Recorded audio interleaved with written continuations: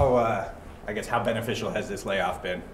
Yeah, well, I think you make the most of it with obviously the stress of exams and those guys preparing for that. And I told the reporters on the teleconference what we've decided to do. It's what we did last year is we've practiced every other day. So we went Tuesday, Thursday, Saturday, so guys could heal up and have ample time, hopefully, to get prepared for their exams. And then now heading into this week, we'll practice leading up to the normal game Monday through Wednesday, and then we play Thursday. So it's just it's the most that I think it's the best schedule for us. We've had pretty hard practices, but there's a different kind of strain on them during this time that certainly they're here for a lot of reasons, and you want to be a respecter of obviously their time and the commitment, and you just hope that they're obviously taking care of their bodies, getting their rest, but we've tried to make the most of it, and again, we'll find out how the guys have done soon on their exams.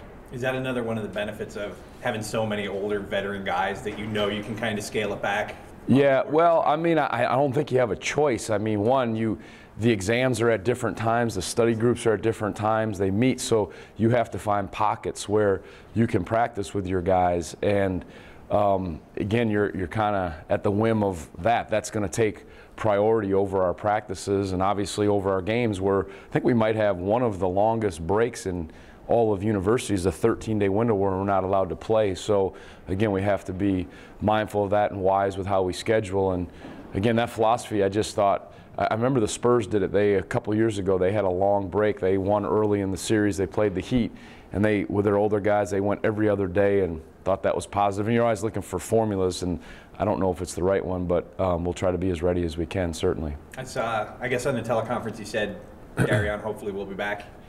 How nice will it be to get him? Yeah, no, I think other guys have stepped up since he's been out from that pretty much second half of Maryland and all of the VCU game, and now he brings an element of athleticism and defensive prowess and shot blocking that is really important. And again, we need everybody, and it was good to see guys step up in his absence.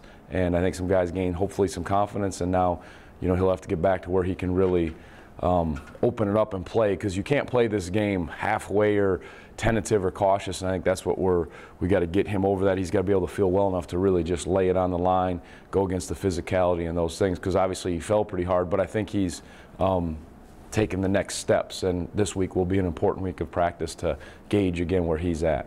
Those the first 9 games before the break, not even so much wins and losses, but in terms of level of play, were you kind of expected to be through that first 9 games, or? I think I mentioned this before. I thought we'd played patches of good basketball, maybe 20 minutes, 25 minutes, but I didn't think we played consistently the majority of the game, and we got closer to that in our last 2 games because we had to, in hostile environments against quality opponents. Obviously, there were some injuries against Maryland that Maryland had. Obviously, we did too when we lost Justin and Darion. But I thought we moved a little closer to how we have to be. And I think as this thing continues on, playing good opponents heading into the conference and then conference itself, you're going to have to play the majority of the game. Not perfect, but you're going to have to be really good and not just a half. It won't get it done. Can you give me a little scouting report on Cleveland State and the challenges they'll bring to the table? Real hard-nosed.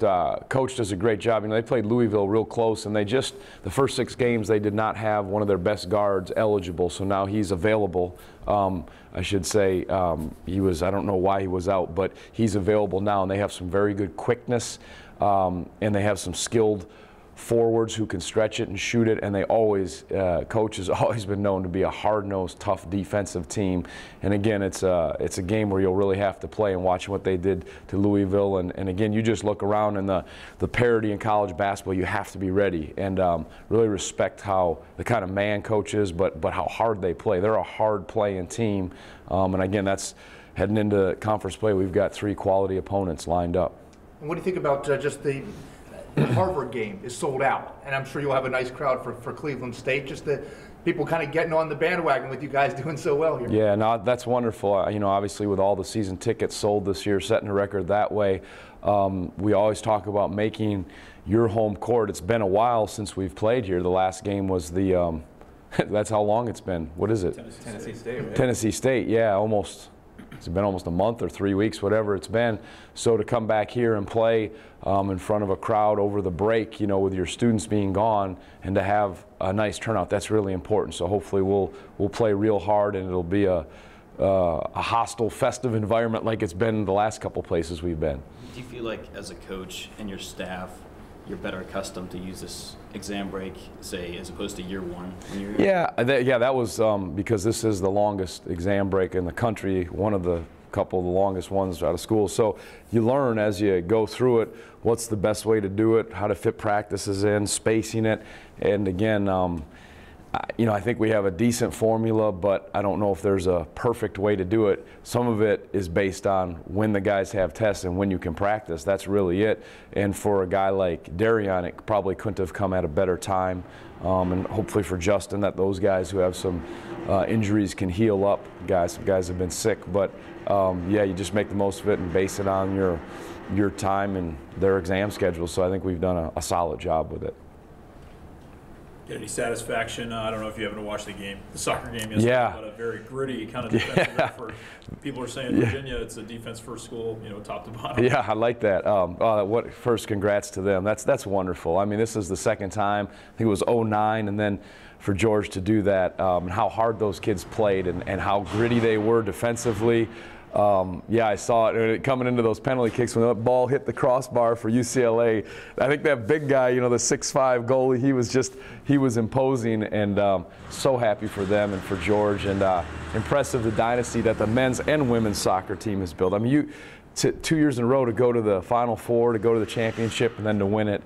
The schools, tennis, baseball, the Olympics, it's impressive, and but so happy for George to win 2 of those.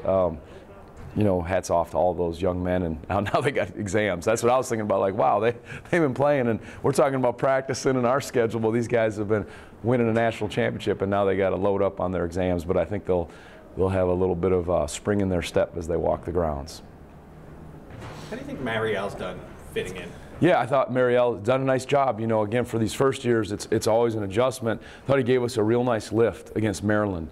Against VCU, he didn't play in the second half as much. I just thought the way they were playing us with Devin's ability to handle the ball, even having a little more experience, that was experience was important in that.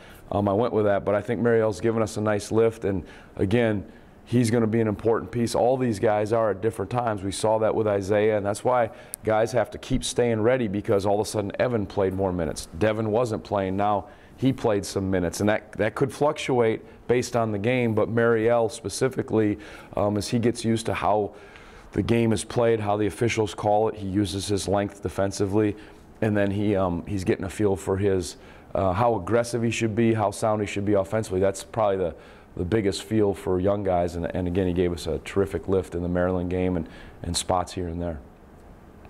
Justin, I think, was named National Player of the Week by some service after the VCU Maryland week.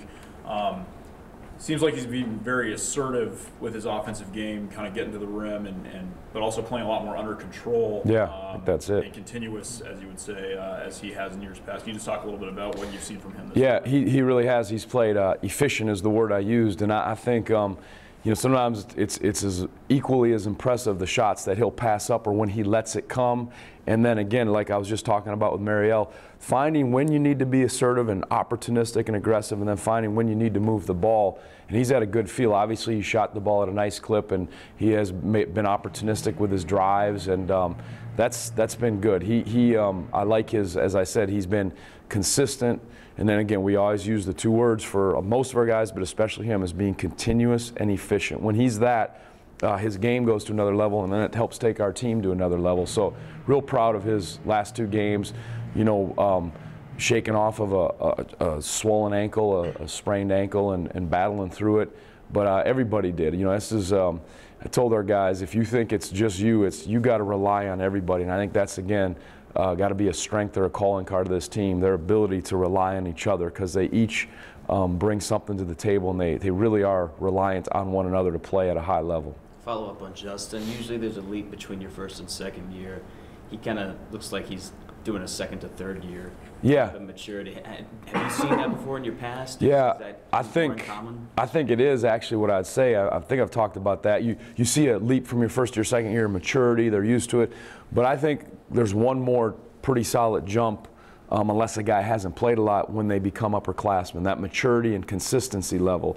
And I think it's not new at all. And yeah, it's not new in their second year, but now they're upperclassmen. And I think I've seen at times, you've seen that with Mike Tobey, you've seen that certainly with Justin, and you know the other guys, Anthony and Malcolm, who are playing a lot. They're kind of, because they sat out a year, you saw that bigger leap probably last year, but very important to be an upperclassman.